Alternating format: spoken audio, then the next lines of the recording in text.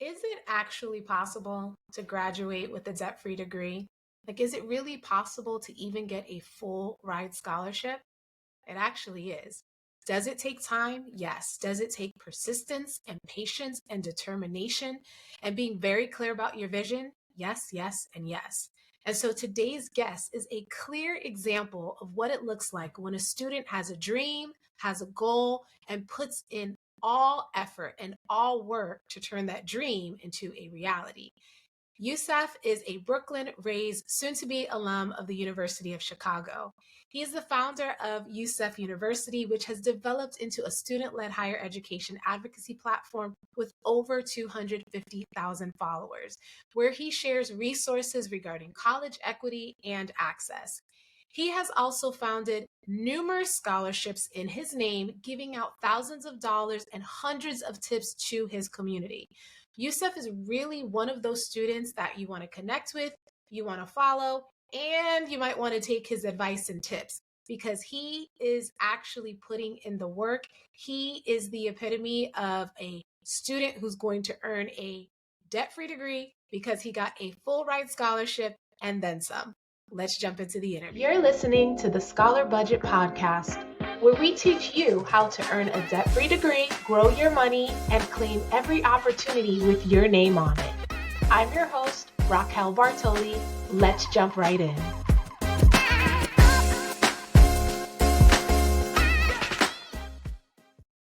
All right, we have Youssef with us today. Hello, my friend. How are you doing? How are you feeling? Yeah, hey, so happy to be here. I think this is going to be a really exciting conversation. I'm doing great. Thank Awesome. you. Yeah, I'm really excited. I know a lot about you and a lot about the amazing things you've been able to accomplish. So I'm really looking forward to students understanding that they can do this. Yeah, Um, and uh, they'll see what I mean. So let's jump in. Youssef, can you tell us a little bit more about your life as a college student? oh my God, college life is like my last name. Um, I'm currently a fourth year at the University of Chicago, one foot out the door. Super excited to go. I'm living Yes. part time between Brooklyn and Chicago. But I think my college life has been so untraditional and so unpredictable because of the platform and because I've built a community with students that I have. So it's involved a lot of things, but super grateful for my time at Chicago. I love it. So you're almost at the finish line. Yeah. And what do you plan on doing after you graduate? What's the next step Oh for you? my More God. college, Isn't internship? that What are you yeah, thinking? isn't that the question of the year?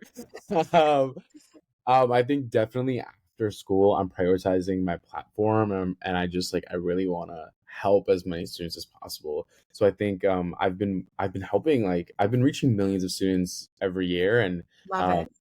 doing a bunch of speaking engagements and working conferences and being in the admission space, which is so much fun. But I think and I've just always wanted my platform and my kids to be my priority. So I Right. think it'll be great. Like I think it'll be the impact we can have. I think is like incredible if it's I our love it. only priority. So I'm looking forward to it.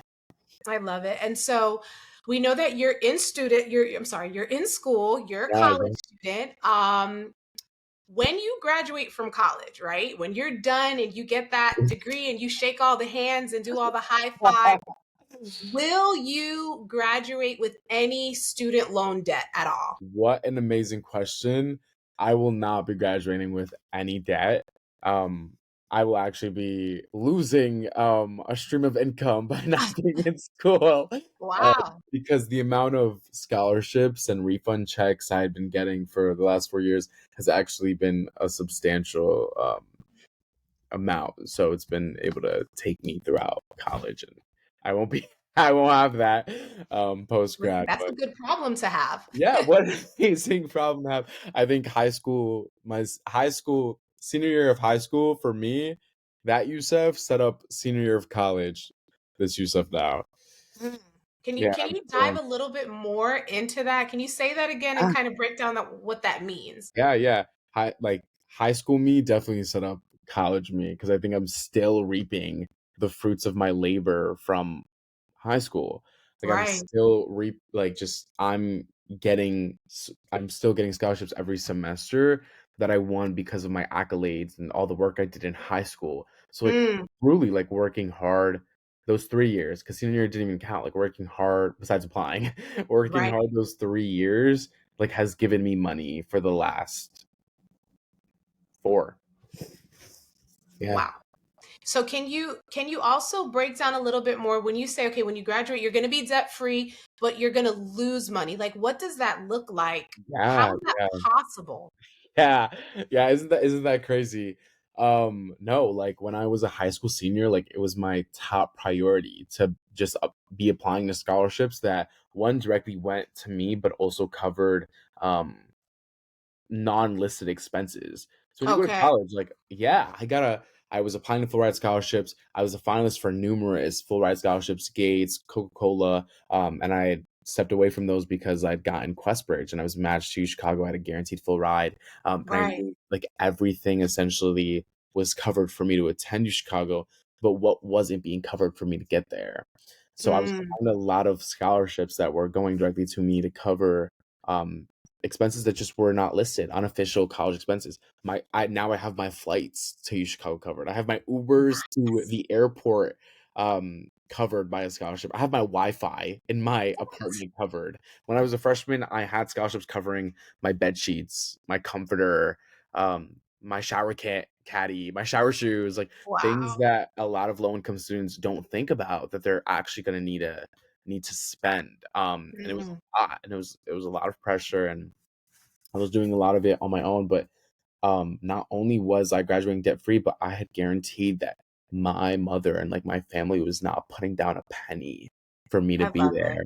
And I kind of guaranteed it a little too hard that I started getting refunds that were additional. Like, it was more than I needed. I do have to pay taxes on those, but um Still a good problem to yeah, have. it's still a great problem to have. So I was essentially being paid to be a U Chicago student for the last 4 years, and Right. yeah, So that's been it is possible. And again, one of 2%. the major reasons why I'm so glad we connected is for students to see that it is possible, but Yeah. it does take work and the work starts in high school. So I'm so Oh, glad you emphasized that. yeah, yeah.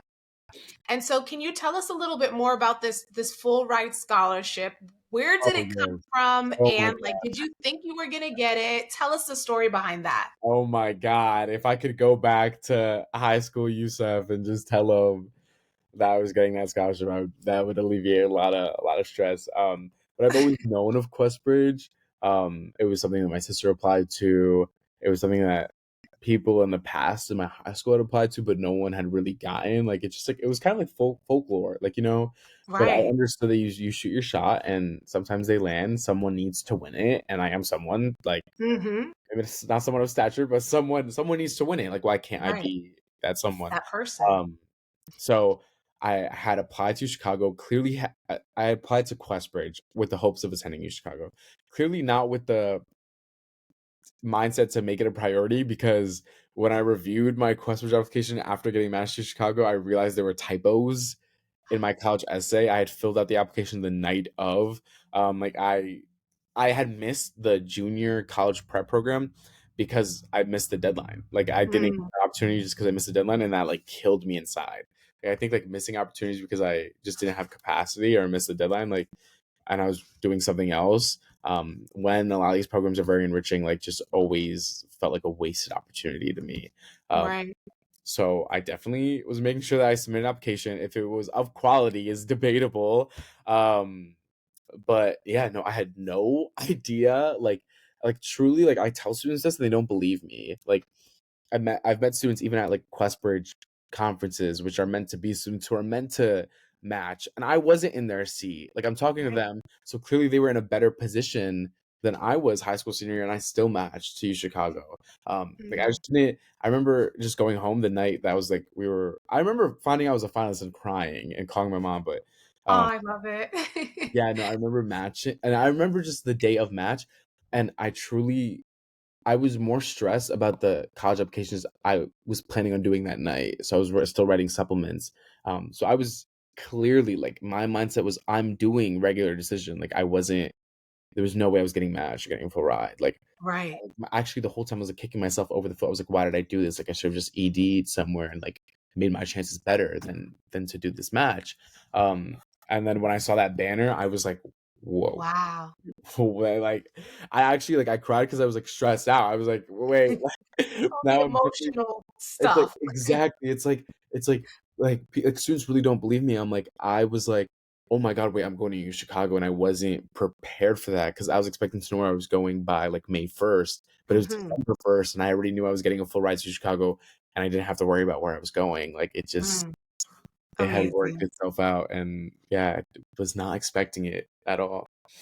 And I think what I'm getting from this is that you shoot your shot, whether your Oh, mindset and your exactly, feelings are like, oh, but am I good enough?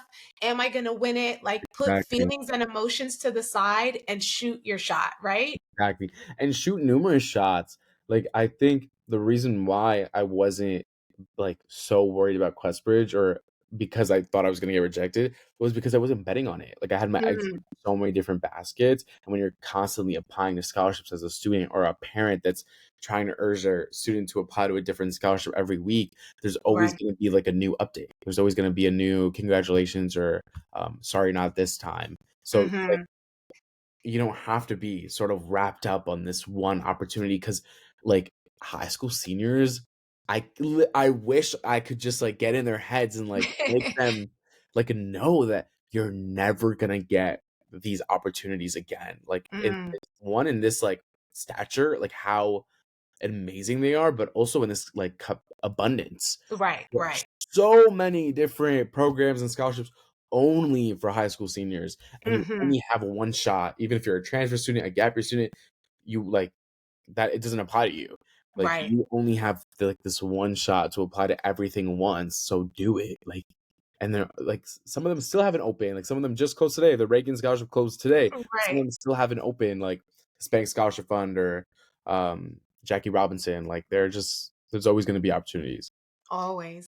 And I was watching one of your reels where you were Uh, talking about the full ride scholarship and how you almost didn't apply because oh my on that god. day your agenda was kind of pulling you to do something else. So can you talk about that to hopefully inspire those scholars who are not prioritizing scholarship opportunities? Yeah, yeah, we had homecoming. Like, we literally had and I was a cheerleader, like, we had one of the biggest my senior year homecoming, we had one of the biggest events I had been looking forward to for 4 Right. years. Like, we also, like they do, like, some really cool things and special things as a team for seniors, um, and when I realized that like, I really had a lot to do for Questbridge, I had to make the decision of either going out that night to homecoming, something I'd been looking forward to, or just, like, staying in and, like, feeling FOMO and having to complete the application. And it was I hate that it was a hard decision. Like, I hate that it was, and I hate that I was swayed even with a thought. Because now obviously it's so easy to say that now because I Right. knew what that night brought. But as someone who Exactly. genuinely didn't think that I had a chance, or someone who wasn't applying to scholarships because I think that I wasn't gonna get them, Mm, like, why would I waste my time versus having fun? But in reality, like, a lot of those people I haven't seen since high school. That like, it really isn't that fun when you think about it. Like, high school homecoming's not too crazy. right. Um, so in reality, but getting matched to Chicago changed my life. So in reality, like, if I had to give up many hangouts and many school events that I'm not regretful for, Mm. because of how much those night ins, like, truly changed my life as a high school senior. Right. And kind of going back to something you said before, your hard work not only paved the way for you to have this debt-free like future, like you're going to be Ah, adulting in the positive, but it also made such a huge difference for your family and for your parents. oh, absolutely. So kudos to you, and I hope our Um, scholars understand this, that not only are you creating that brighter future for yourself, but you're taking some of that stress and weight off of your parents oh, by doing your part, you know? absolutely. My mom did not need to put in a single penny, like, for me I to love it. that was my dream. Like, I'd been praying for that, like, since I was a kid. And then also, like, getting this set me up to give back, like pay it Mhm. forward. So like now I have 6 scholarships in my name, and I've given out like 18,000 to students Wonderful. who follow me. So it's Talk like, about paying it forward. yeah, it's like at 10 years old, I was told I wasn't going to college because we couldn't afford it. At 17, I'd gotten the full ride, and then at 21, I was giving out scholarships in my Love name. Like it. it's so insane, like how much this is my world because I Yeah. cared in a moment that not a lot of kids were caring. Beautiful. And so would you say that this experience with like, getting the Questbridge scholarship and aggressively getting more scholarships, is that what helped you to create Youssef University Oh and your yeah, platform? yeah. Oh my God, like Yusuf University is my baby, and it is like, um, it's a birth and like an implication of all the things that happen throughout my Mm, high school experience, and especially senior year. Like I remember my first video going viral, and I just had mentioned I was going to Chicago with a full ride, right. and literally from that day, people have questions, and to this day I still have the answers, fortunately enough. So a lot of it, like my platform has been like so natural and like organic. Like I just like, what are students, and like they're not even like students like super far removed from me. Like these are students like within 3 years from me, so that are applying. So Right. I definitely feel like I have a pulse on like what they're worried about because it's similar to what I was worried about, and I just like want to be the big brother that I didn't have in the You're process. doing it. I love Um, it. yeah, and like I'm listening to them, and whatever they need, I'll break down the FAFSA if they need from a student perspective, or yeah, talk about what scholarships I was applying to right now, and people still care. So I'm still here doing it. Right. And are you still applying for scholarships now as Oh, a student? oh yes, oh yes. Really? There are some great like college scholarships that no one talks about. Yes. Like the Obama Foundation jet like launched a scholarship my second year of college, the Obama Voyager Scholarship, which is for second years, for sophomores. It was $20,000, $20,000 in Airbnb credits. Like you get like 2K in Airbnb credits for 10 years after you graduate. They fly Wow. you out to New York for conferences, and then they fund an entire summer voyage like for you before you graduate. And that's just like I'm Talk about the I yeah, opportunities. Like like I get goosebumps just listening to you. insane. It's literally insane.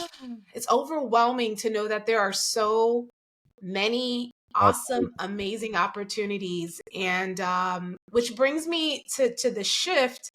Why aren't as many students applying and taking advantage of all these amazing opportunities? Like, in your opinion, what is the problem?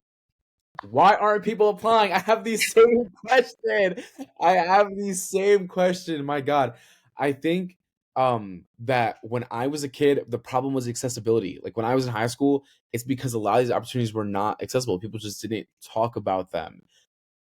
From what I understand now, like I am so in your face about them, and a lot of other people are. So like now there isn't the same excuse that there was when I was a student. But now students that I've been talking to, I feel like just fear that they won't win. Like Fear. students do not think that they are good enough to Right. win Wow. these scholarships, and they assume like because I um won a scholarship that I had like an insane GPA, I cured cancer and had all these accolades and honors and awards, and like in reality, I was just a student on NHS. I was in the National Honor Mhm. Society, and I was a part of a few clubs. Like I truly didn't think I was doing anything revolutionary. I just knew how to Right. tell a good story, and I knew how to wrap it in together. And everyone has a story. Like my number one extracurricular, and like a lot of my stories and the scholarships was taking care of my brother who has cerebral palsy, Mhm. and this was something at home. Like my number one extracurricular on my college app had nothing to do with school. Like it had Right. nothing to do with high school, and I think students are scared to explore talking about the world around them because they don't think Being that, authentic. yeah, they don't think that they want to put that on a pedestal, or they don't think that they're good enough to like win. So why waste the time? And if I had that same mindset, I would not be talking to you now, one, Right. So nor would I true. have gotten into Chicago with a full ride. Right. So you got to push past the fear, right? Just And why? Absolutely. And not get so caught up in your worthiness, whether you're worthy or not, because you're going to win some scholarships simply because you were the only person to apply. You'll Exactly. win some Exactly. scholarships because you were authentic in your story compared to everybody else. So you can't like base it all on a GPA or whatever your mind sets up. You just got to Mm. continue because you are an example of what it looks like when you do the work, right? Not about being Exactly. perfect, but Yeah. you do the work, you participate in high school, and then you make it your job to apply for scholarships and opportunities. Exactly. There was this one scholarship I found the summer of my senior year on Instagram that was gifting like a certain amount of students a scholarship amount, and there wasn't as many winners as they wanted, so we all Right. got more money. Look Like at we that. all they just took the last award and then just split it Split between it. the winners. Yeah. I'm like, oh, like Thank you. I thought thank you. I but also I thought there would be an insane amount of competition for this scholarship that forget like winning and getting an extra amount, but there wasn't even enough like qualified applicants that they felt comfortable awarding. Right. That's And that happens more often than not, especially for like the smaller, medium, uh, local community scholarships. Like you think you have all this competition and really there's not a lot of students applying. that's So isn't that insane? Isn't that insane? Like you don't it need is. to be the best student in the room to win a scholarship. Like That's it. That's it. Just nor apply. win 100 scholarships. Like God. Yeah. So, for those students who are getting their acceptances, some are coming Oh, through, some are on their way. What would you suggest? Like, what are the top two or three things you suggest that a student does once they've been accepted to the college or university that they want to attend? this is my favorite question. If any like listener, any student parent listens to like what I have to say, please take the next thing I say like as the one thing I want you to remember. As soon as you receive your college acceptance, you need to renegotiate your financial aid package. Whether you like the financial aid package, whether you don't, you immediately gonna ask for more money. Again, Nice. you have to ask for more money as soon as you get in. I got into Chicago, one, through a binding process. So whatever I was getting was whatever I was getting. Two, I was getting a full ride. So Right. one, I couldn't even leverage in negotiation power that I had the choice to not go to U Chicago. So whatever I was getting, I truly needed to accept. Doesn't mean Hmm. I couldn't negotiate, but I was going to accept whatever the outcome was. And two, I was getting a full ride. Like my Right. financial aid balance, like my e-bill said negative 0.01, which meant the school owed me a penny for being a student. And I still asked for more money. And Raquel, guess what? I They gave got you, more money. They gave wow. me more money just for asking. I'd been Wow. like negotiating with them, and they gave me $2,500 for a laptop. Look at So that. now my e-bill was negative 2,500, and I was getting more money just for asking, like just for asking you Chicago, and that was Yeah. me with $0. Like imagine students who have e-bill statements that actually have a few Amounts. thousand or 10,000 or 20,000. Right. Even like my friends that attend public universities and state schools in New York, I was telling them my senior year, you need to renegotiate your financial aid package. And they were getting like some of them even just got like $500, but it makes a difference. Like they were getting Exactly. money just for asking from these public universities that don't typically get those requests.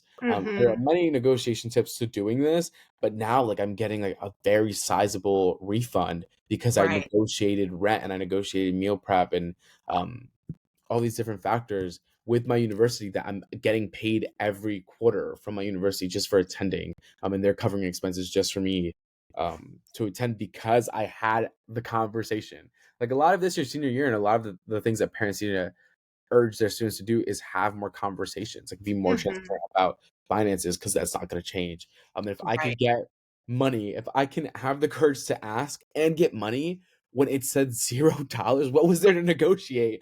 It said Exactly. first I negotiated work study out of my financial aid package. It didn't include loans. If it does, immediately that's not aid. Like if your FAFSA was saying that you get a certain amount of aid and they're putting student loans in there, that's not aid. That Right. they was trying to give you less money, which is figure that out, negotiate that out immediately, and then I negotiated work study out. So there's no shot.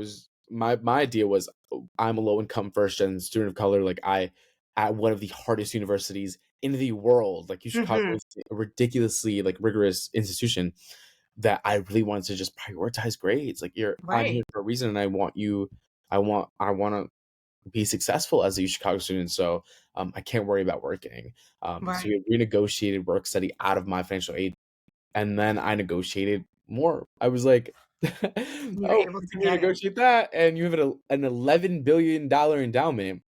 Even though some public schools don't even have a percent of what U Chicago is fortunate to have, I Mhm. can still get more money for them just for asking. So yeah, the moral of the story: as soon as you get your acceptance, it's not even about the acceptance. It's like definitely celebrate, but all of your options, don't weigh them until you've asked for more. Right. Like run and go get your money. And that just leads me to a saying that goes closed mouths don't get Get fed. fed. So you Exactly. got to open and ask. Worst case scenario, it's a no. But what if they Worst are case able is to it's give the you same. right? There you go. It's Like not negative. That's like exactly. It was you weren't expecting it in the first place. So just ask. And even if it's $500 or $1,000, every penny, dime, nickel counts. So thank you for sharing that awesome nugget. And I hope scholars and parents are listening to this and you are who should they reach out to for this negotiation process? What yeah. department? It definitely depends on the school that they go to. Typically, Okay. parents anticipate having to talk to the financial aid office, but more likely than not, it's going to be the bursar office instead because they Okay. manage they have like the negotiation power at least at U Chicago. So the bursar Okay. office, financial aid, also like the center that helps first gen students had a program that like gives us negotiation power when we want to negotiate, Mm, because they gave us aid our first year so that we didn't have to work. Um, so that's something that is now sort of negotiated into my financial aid package based off of the program that the university itself provides. So it's like looking at programs, like talking to even your admissions rep, or that's another advice, but piece of advice, but that's for students who are getting to apply to the process, not fully in it, but right. yeah, building that relationship with your admissions counselor that's reading your application is very important. She was someone that pointed me to that program, and just ask someone you can get in touch with first, and then they'll lead you to who you need to talk to. Perfect, perfect. And I like how you mentioned that you're first gen. So shout out to my first gens. You know, we're out here doing Yes, it. yes, Being first gen carries weight and it carries power. I absolutely, think absolutely. because there's programs that at a lot of colleges and universities that support first gen, and being able to articulate that in your scholarship essay, I think that makes a difference because you're the first in your family. You don't have a lot of support, but you're pushing through the barriers like you did, and you're making it happen. So kudos to you, man. Kudos to Also, you. shout out to my first in the families, like my sister, and I think that they go through it the hardest Right. process, and they pave the way for the younger siblings. Beautiful. And so, Youssef, as we get ready to close out, is there anything else? Because I Oh, know you're filled with tons of so gems and fast. That's knowledge. insane. Oh my goodness. Yes. Um, Anything else you want to share with our listeners that can inspire them, motivate them, or any tips so they can go get this money and hopefully get a refund check? oh, I love that. No, like, what colleges do not want you to know. If you're a high school senior, if you're a high school student, a college student, um, is it so important to build a relationship with your admissions counselor, like the person that's reading your application. Like I met her at a conference, I met her at some info sessions, and I had been in touch, and I was asking her questions that weren't Googleable. I was asking her questions that made her know that I really was considering U Chicago, and I was super interested. Um, in U Chicago, and Right. she was the person who read my application, and that's the person that I built the relationship with. So part of the reason why U Chicago was ranked one when I was doing QuestBridge was I felt like I had the best chance because of the relationship that I had with my regional counselor, and that's public information. If you're a high school student, search up whatever school you're interested in, admissions counselor, your region. So the person reading for that territory. So I talked to the person that's reading for Brooklyn and Manhattan. Nice. It was awesome. She definitely had a part in getting me. Well, she clearly had a clear part, a huge part in getting me into Chicago through QuestBridge, through that full ride. But I still talk to her. We still grab coffee, and she It's was the person beautiful. that helped me negotiate my financial aid package. So just building relationships, going through the process of scholarships, college. these are people. Like these are people that are going to engage with your materials as people. When I was applying Mhm. to scholarships, one of the last things that I think is a super important piece of information when you're applying is using the mission statement of the scholarships in your essay. Like I love it. Bank of I love America it. Student Yes, Leader. Yeah, yeah. Bank of America Student Leaders. That's an amazing program that I applied to as a high school senior. Um, and they have like an acronym. I'm blanking on what it was, but yeah, I had found like one of the readers on like LinkedIn, and he had posted like being there for the day, and all of the readers were around this table with the acronym on little cue cards in front of them. And I had used every single one of those words. Like it was like yes, achiever, like leader, like stuff like that. I used all of those in my scholarship essay. Like you are making it's very strategic. Like but don't yes, think that everyone's thinking about this or that it's gonna be competitive because everyone I'm just like super like anal and like highly nuanced. I'm applying the things. But like use the language that they're using if they're looking for applicants with leadership ability and they're achievers and they value community service. Say all those things in your essay. Like it's gonna click for them that you are mhm. a scholarship winner if you align with what they're looking for. Yeah, and I blush about that because that's one of the things that I share in the scholarship boot I camp. love Like, that. give them their words, feed them their Exactly. words, because if they Exactly. read their words from their website, from their mission statement, Buzzwords for them. it's like an instant connection. Like you're giving me my love language. You're telling me the words of like No, it's an you make easy it easier yes. for So them. You make it easier for them to find an exactly, applicant that fits for their missions. exactly. Like, Yes.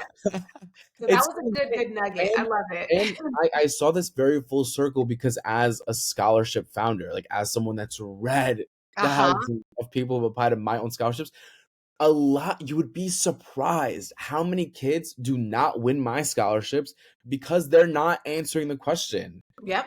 Like they completely ignore the question, and the students that I've chosen to win my scholarships aren't crazy. Like they aren't like these like Perfect work for the people. UN, like we'll be the president. Like they Right. just like really resonated with the question, and I could tell that they did. Uh, Mhm.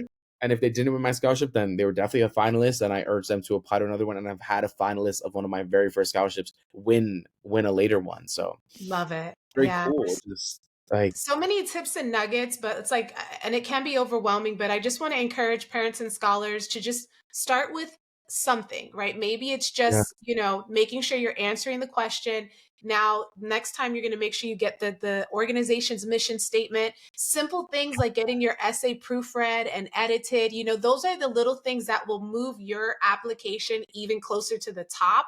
absolutely. Um, God, I'm like on a high. I'm just so I excited love that we this. got to flesh all this out and that you are a real live human being that has done the work, and then you're circling back around and you're giving back, and I think that's amazing. So can you tell our listeners, because I know after we're done everyone's going to want more of what you have to share, so can you tell our listeners how they can connect with you and how they can stay in touch? Yes, yes. Youssef University on every platform, Instagram and TikTok. And if you want the template that I used to negotiate my financial aid package, just DM me on Youssef University on Instagram. I love it. I love how like just down to earth, and like you're like, connect with me. I can Yes, help you. And please. so I love answering DMs. beautiful. Awesome. Well, thank you Thank so you, much guys. for your time. Thank I'm you going to so put much all for of your contact information in the description, and we just appreciate you. Continue to crush it. You're almost to graduation, and yeah, you got this, friend. Oh, you were the best. And thank you for anyone that listened to this in full.